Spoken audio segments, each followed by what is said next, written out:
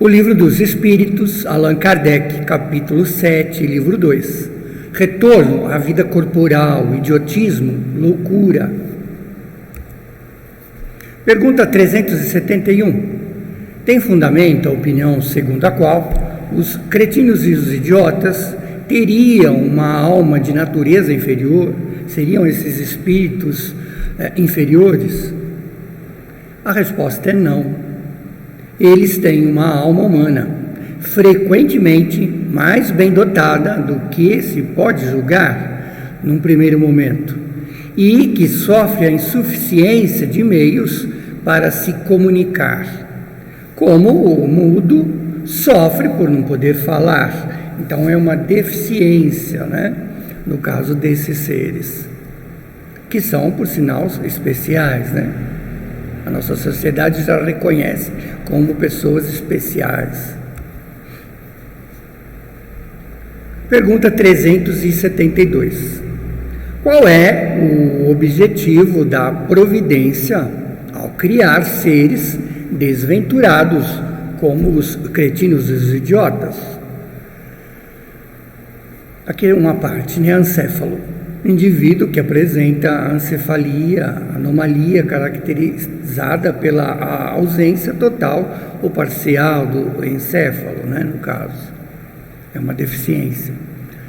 São espíritos em punição que habitam corpos de idiotas, quer dizer, são espíritos que estão cumprindo a sua tarefa aqui na Terra de passar por essa reencarnação, que está aprimorando os seus defeitos, as suas questões, as suas arestas.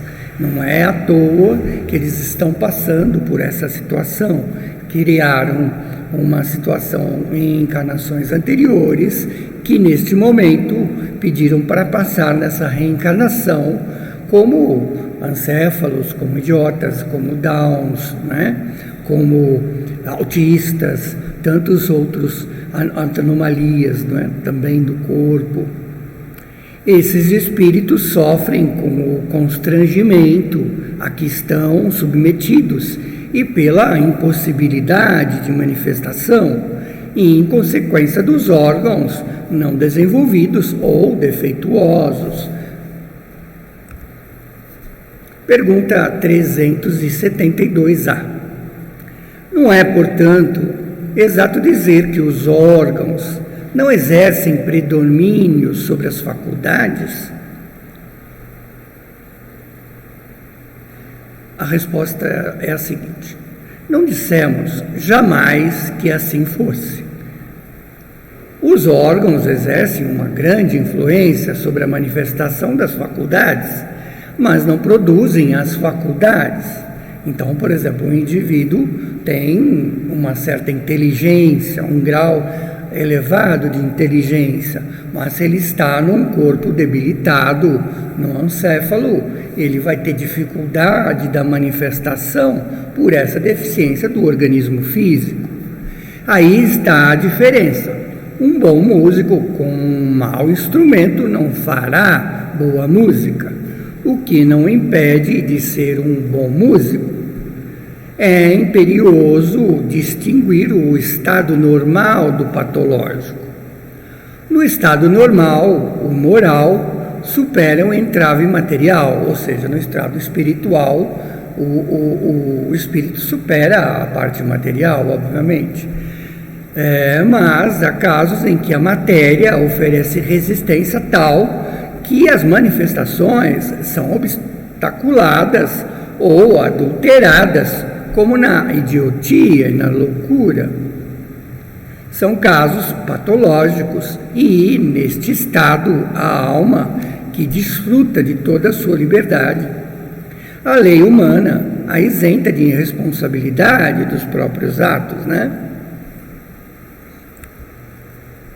Na pergunta 373, qual pode ser o mérito da existência para seres que, como os idiotas, os cretinos, estando impossibilitados de praticar o bem e o mal, não podem progredir?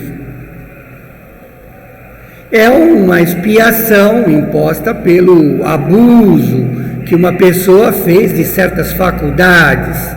É um período de suspensão, né? Ela está passando por uma coisa física, que é a reencarnação física, que naquele momento ela está estagnada, aprendendo inclusive, se era uma pessoa, né, muito orgulhosa, muito vaidosa, irritadiça, né, com a sua vaidade, com a sua irritabilidade, né, que cometeu inclusive abusos, né, por exemplo, até tirou sua vida e agora passa por sua nova reencarnação com um problema de ancefalia, com um problema de Down, com um problema tal qual possa superar mais futuramente a essa reencarnação, né? Esta reencarnação vai impedi-lo de fazer mais problemas, trazer mais problemas, né, para suas reencarnações futuras, inclusive.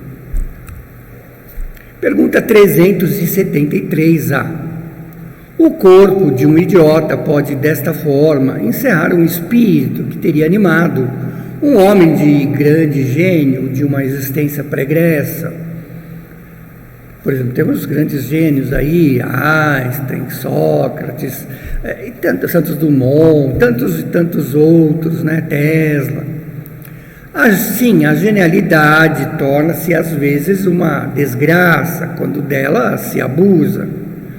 A superioridade moral não está sempre na proporção da superioridade intelectual. Então, às vezes a moralidade não caminha junto com a intelectualidade. Às vezes um espírito encarnado tem uma inteligência muito grande, mas a moralidade pequena. E os maiores gênios podem ter muito a espiar, resultando que frequentemente têm de cumprir uma existência inferior, com dificuldades às que tenha vivido, sendo-lhes causa de sofrimentos e de aprendizados, na verdade. Os entraves que o espírito prova em suas manifestações são como as cadeias que tolhem os movimentos de homens vigorosos.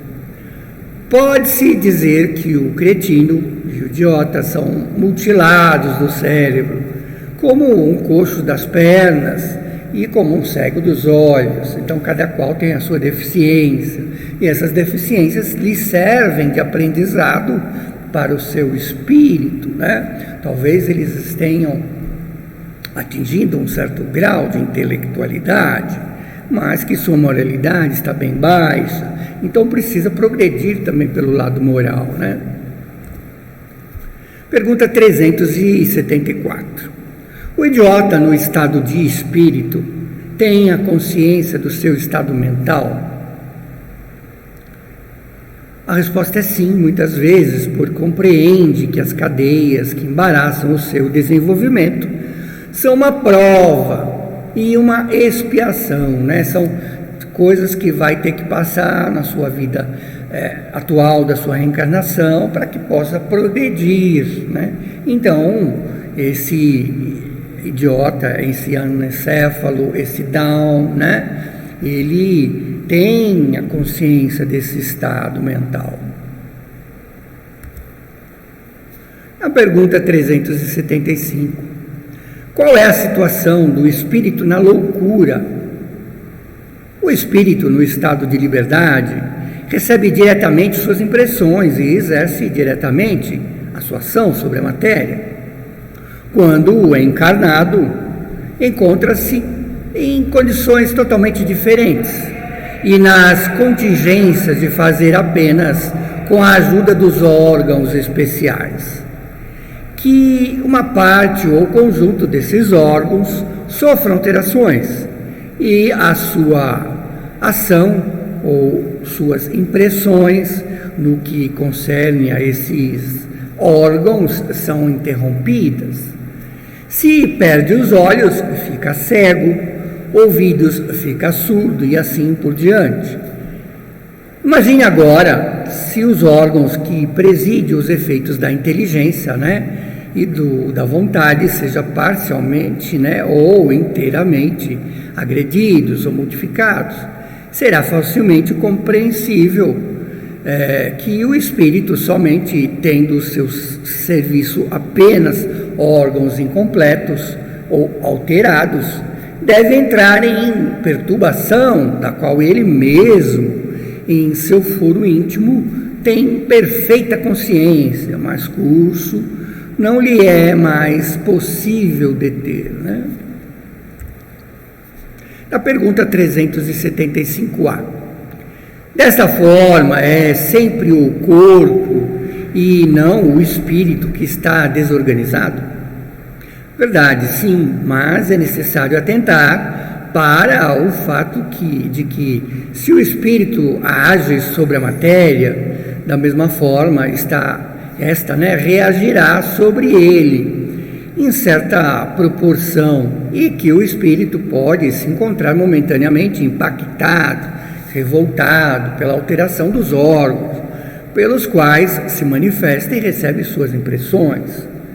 Pode acontecer que, no tempo, quando a loucura durou bastante, a repetição dos mesmos atos acabe por ter sobre o espírito uma influência, da qual se livrará apenas após a sua completa separação de todo o abalo material. Então, quando desencarna, depois de um certo tratamento, um certo período, isso vai fazendo com que o espírito retorne, recobre, o seu estado normal. A pergunta 376. Qual a razão por que a loucura leva, às vezes, ao suicídio? O espírito sofre pelos constrangimentos, pelos seus impedimentos de exercer o que precisa, o que quer, as suas deficiências, que o impede de manifestar-se livremente. Desta forma, busca na morte um meio da libertação, que, por sinal, sabemos que o suicídio não faz o bom sucesso, vamos dizer assim, nenhum benefício ao espírito. Na verdade, acaba trazendo mais prejuízo para aquele espírito, ou para o espírito que tenha cometido o suicídio. A pergunta 377. O espírito se ressente da perturbação de suas faculdades após a morte? Ele pode ressentir-se por algum tempo, até que esteja completamente desligado da matéria, como o homem que, ao despertar, se ressente por algum tempo da perturbação em que o sono o mergulhara, aquele meio acordar e ficar meio tonto,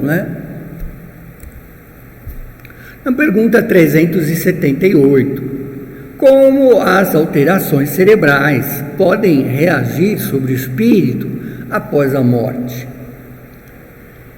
É uma lembrança, como o peso imenso que a oprime, e como o espírito não teve a consciência de tudo o que se passou durante o período de sua loucura, e é necessário um certo tempo para pôr-se à corrente, para se pôr em ordem novamente. É por isso que, quanto mais tenha durado a loucura durante a vida, mais longamente durará a tortura e o constrangimento após a morte. Então, no regresso espiritual, isso se demora um tempo maior, se a loucura foi um tempo maior, O espírito desligado do corpo se ressente por algum tempo das impressões dos laços materiais, Com isso, nós terminamos essa parte do capítulo, idiotismo e loucura,